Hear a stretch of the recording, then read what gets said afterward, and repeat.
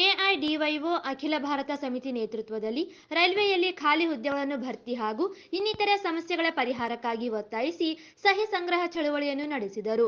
ನಗರದ ರೈಲ್ವೆ ನಿಲ್ದಾಣದಲ್ಲಿ ಪ್ರಯಾಣಿಕರಿಂದ ಸಹಿ ಸಂಗ್ರಹಿಸಲಾಯಿತು. ನಂತರ ಜಿಲ್ಲಾಧ್ಯಕ್ಷ ಚನ್ನಬಸವ ಜಾನೇಕಲ್ ಮಾತನಾಡಿ, ನಿರಂತರವಾಗಿ ಜರುಗುತ್ತಿರುವ ರೈಲ್ವೆ ಅಪಘಾತಗಳ ತಡೆಯಲು ಹಾಗೂ ಪ್ರಯಾಣಿಕರಿಗೆ ಭದ್ರತೆ ರಕ್ಷಣೆಯನ್ನು ಒದಗಿಸಲು ರೈಲ್ವೆಯಲ್ಲಿ ಖಾಲಿ ಇರುವ 4 ಲಕ್ಷಕ್ಕೂ ಅಧಿಕ ಹುದ್ದೆಗಳನ್ನು ಭರ್ತಿ ಮಾಡಬೇಕು. ರೈಲುಗಳಲ್ಲಿ ಕಾಯ್ದಿರಿಸಿದ ಹಾಗೂ ಕಾಯ್ದಿರಿಸುವ ಬೋಗಿಗಳನ್ನು ಹೆಚ್ಚಿಸಬೇಕು. ವಲಸೆ ಕಾರ್ಮಿಕರಿಗಾಗಿಯೇ ಸಂಪೂರ್ಣ ಕಾಯ್ದಿರಿಸಿದ ರೈಲುಗಳನ್ನು ಓಡಿಸಬೇಕು. ಹಿರಿಯ ನಾಗರಿಕ ರಿಯಾಯಿತಿಗಳನ್ನು ಮರುಪಾವತಿಸಬೇಕೆಂದರು.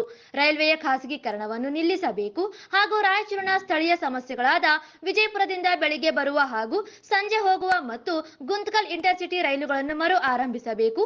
ಬಹುದಿನಗಳಿಂದ ನಿಧಾನವಾಗಿ ಸಾಗುತ್ತಿರುವ ಮುನಿರಾಬಾದ್ ಮೆಹಬೂಬ್ ನಗರ ರೈಲ್ವೆ ಮಾರ್ಗವನ್ನು ತ್ವರಿತವಾಗಿ ಪೂರ್ಣಗೊಳಿಸಬೇಕು.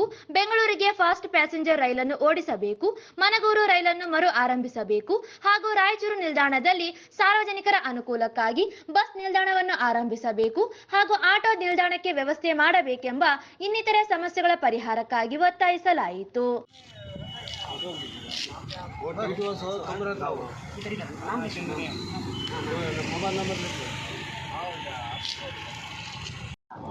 ಮಳೆ ಬಂತಂದ್ರೆ ಎಲ್ಲಿಂದ ಗೊತ್ತಿಲ್ಲ. ಆಮೇಲೆ ಇಂಟರ್ಸಿಟಿ ಟ್ರೈನ್ಗಳೆಲ್ಲ ಬಂದ್ ಮಾಡ್ಯಾರ. ಈಗೆಲ್ಲ ಇಶ್ಯೂ ತೊಗೊಂಡ್ಬಿಟ್ಟು ಸಹಿ ಸಂಗ್ರಹ ಮಾಡ್ತಾರೆ. ಸರ್ ನಮಸ್ಕಾರ ಸರ್, ಬರೀ ಸರ್ ಸಹಿ ಸಂಗ್ರಹ ಮಾಡ್ತಿದ್ದೀವಿ. ರೈಲ್ವೇದ ಸೌಲಭ್ಯಗಳಿಗೋಸ್ಕರ ಸಹಿ ಸಂಗ್ರಹ ಮಾಡ್ತಾರೆ.